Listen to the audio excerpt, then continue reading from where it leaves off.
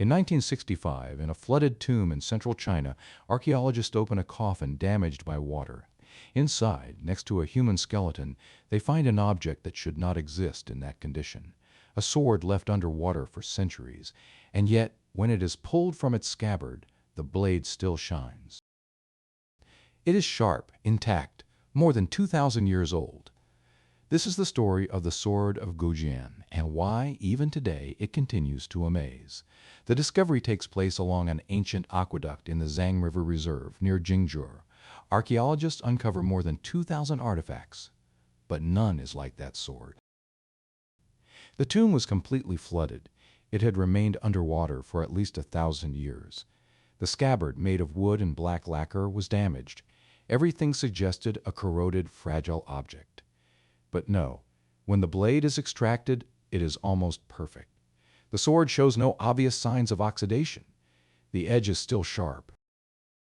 According to the Hubei Department of Culture, it can easily cut through 20 sheets of stiff paper, a detail that seems small, but for a bronze weapon 2,500 years old, it is almost incredible. The secret lies in two factors: the lacquered scabbard that sealed the blade, and a surprisingly advanced chemical composition. The dating places the sword in the spring and autumn period between 722 and 481 BC, an era of conflicts, unstable alliances, and figures destined to become legend. The sword measures just over 55 centimeters. It is a jian, a straight, double-edged sword, elegant, balanced, designed for precision and control. It is not a crude weapon, it is a refined object, built with a precise intention. The blade is made primarily of bronze, with copper, tin, lead, iron, and sulfur. The edges contain more tin to ensure hardness and a more durable edge.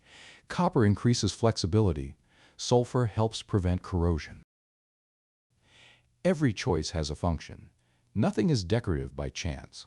On the sides of the blade, dark diamond patterns contrast with the golden color. The hilt is inlaid with blue and turquoise crystals. It is a sword designed to last. And apparently it succeeded. On one side of the blade appear 8 ideograms in ancient Chinese. They are written in a style known as worms and birds, difficult even for experts to read. 6 characters have been deciphered. King of Yue created this sword for personal use. The other 2 remain uncertain. They likely indicate the name of the ruler. But which king of Yue? During the period in question, 9 kings ruled the state of Yue. But cross-studies of the tomb, style, and inscriptions lead to a shared conclusion. The sword belonged to Goujian, king of Yue, from 496 to 465 BC. Goujian is remembered for his perseverance. After being held prisoner in the state of Wu, he lived years of humiliation. He followed a simple, almost peasant diet, and according to chronicles, he drank bile to never forget the past. An extreme gesture, a way to remember every day who he had been. Perhaps for this very reason, Goujian wanted such a sword, not just a weapon, but an object representing discipline, resilience, control. A sword made to last, like the memory of his humiliation, like his determination to rise again. And today, 2,500 years later, that sword is still here, visible, intact, silent. The Sword of Goujian does not amaze only because of its state of preservation. It amazes because it tells a story of human will, technique, and memory. It is an object that has crossed centuries of water, earth, and silence, and that today looks at us from behind a display case, still sharp. In your opinion, what truly makes an object immortal, the material or the story it carries?